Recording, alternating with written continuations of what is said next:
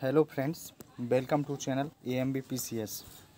आज हम संविधान का प्रथम लेक्चर देखने वाले हैं, जिसमें हम जानेंगे कि भारतीय संविधान का निर्माण कैसे हुआ। तो संविधान में सर्वप्रथम क्या होता है कि संविधान का निर्माण, संविधान की मांग रखी जाती है। तो मांग ये किसने रखी थी? तो M.N. रॉय ने भारतीय संविधान की मांग रखी थी। जबकि नेहरू रिपोर्ट जो 1928 में आती है, इसमें भी संविधान की मांग का वर्णन किया जाता है। जब इनकी भारतीयों के द्वारा संविधान की मांग रखी जाती है, तो उस समय क्या था, हमारा देश जो था वो ब्रिटिशों का गुलाम था, ब्रिटिशों के अधीन था।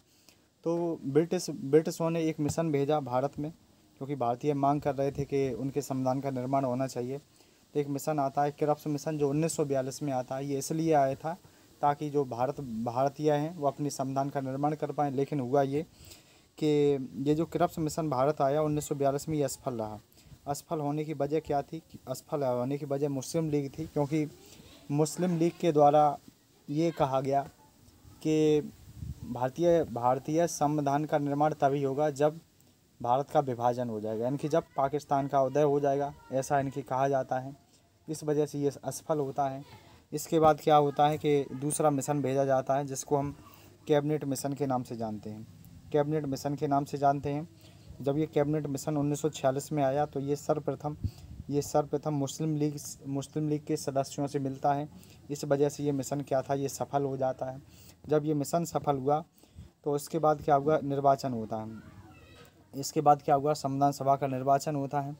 तो जो निर्वाचन था वो कुल 389 सीटों में से था। 389 सीटें थीं जिसमें निर्वाचन होता है, जिसमें से भारतीय राष्ट्रीय कांग्रेस को 208 सीटें मिलती हैं और मुस्लिम लीग को 73, अन्य को 15 सीटें मिलती हैं। जबकि महिला सदस्यों की संख्या कितनी थी? इनकी संख्या भी 15 थी।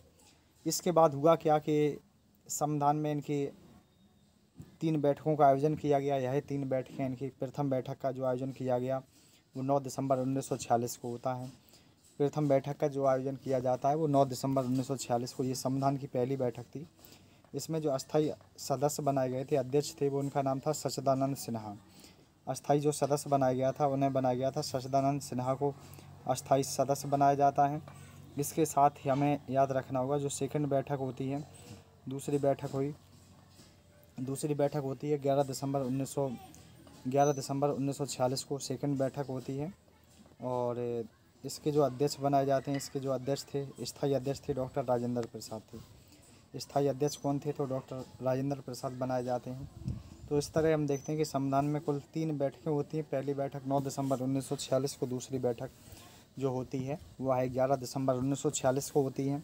जो तीसरी बैठक हुई वह कब होती है? तो 13 दिसंबर 1946 को होती है, जिसमें जवाहरलाल नेहरू के द्वारा, याद रखेंगे कि यह उद्देश्य प्रस्ताव रखा जाता है। और उसी उद्देश्य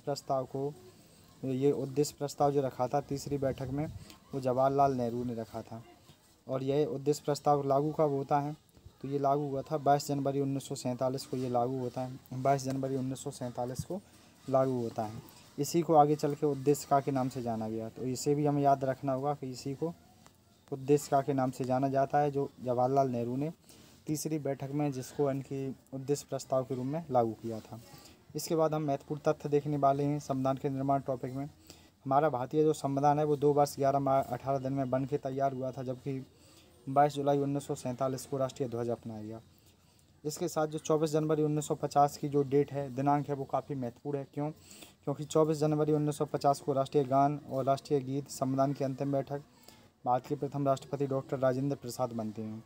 संविधान के पिता यानी फादर ऑफ कॉन्स्टिट्यूशन कौन थे? तो डॉक्टर BR अम्बेडकर, भीमराव अम्बेडकर। सलाहकारी, संविधान सभा के जो सलाहकार थे उनको सर BN राव कहा जाता है। संविधान को अर्धसंघी किसने कहा था? तो KC बियर ने।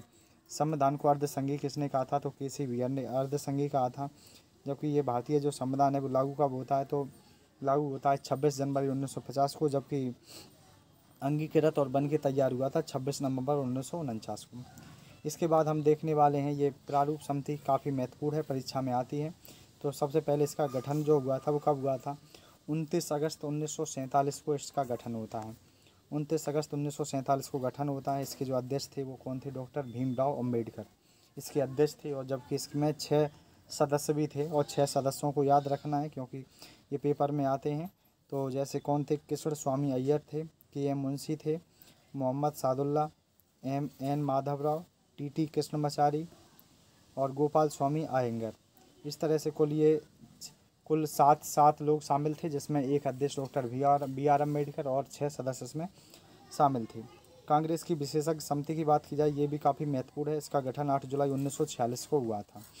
इसकी जो बैठकें हैं, इसकी पहली बैठक का आयोजन दिल्ली में की गई थी। इसकी पहली बैठक और दूसरी बैठक मुंबई में की जाती है। तो ये याद रखनी होगी कि ये कांग्रेस की विशेषज्ञ समिति गठन 8 जुलाई 1946, दिल्ली में पहली बैठक और दूसरी बैठक मुंबई में।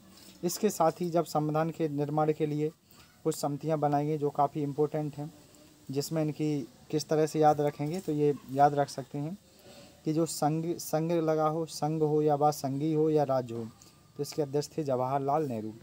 प्रक्रिया संचालन के कौन है, तो प्रक्रिया संचालन के डॉक्टर राजेंद्र प्रसाद हैं। प्रारूप समिति का गठन किसने किया था? डॉक्टर भीमराव अम्बेडकर ने। प्रांतीय या मौलिक अधिकारों के लिए उप समिति का जो गठन किया था वो सरदार पटेल के द्वारा गठन किया जाता है। इसके साथ ही छोटी समिति ये काफ़ी इम्पोर्टेंट थी। तो इसमें जो अध्यक्ष थे, सदन समिति के जो अध्यक्ष थे पट्टाभी सीतारमैया, ध्वज समिति के जवाहरलाल नेहरू थे, भाषाई प्रांत आयोग के जो अध्यक्ष थे वो S.K. धर थे। प्रेस दीर्घा समिति, तो इन्हें भी पेपर में पूछा जाता है, इसलिए इन्हें भी याद करना है। अगर आपने अभी तक हमारा चैनल सब्सक्राइब नहीं किया है तो चैनल को सब्सक्राइब करें। धन्यवाद।